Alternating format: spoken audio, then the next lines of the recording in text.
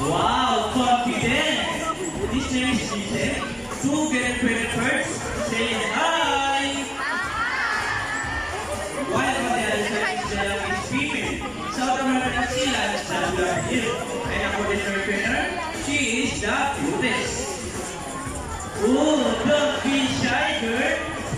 Her name is Ayla. Two get acquainted mark. Say hello. Now, let's do video. So guys, do you have an idea why the dolphin or feather-footed mammals? An idea? Do they have feathers? Well, let's ask them. Hey buddies, do you have feathers? The answer is no. It's actually because of the front flippers, which are shaped like a bird's wing. See those? The term Philippines can also be translated as wing-footed. Since the flippers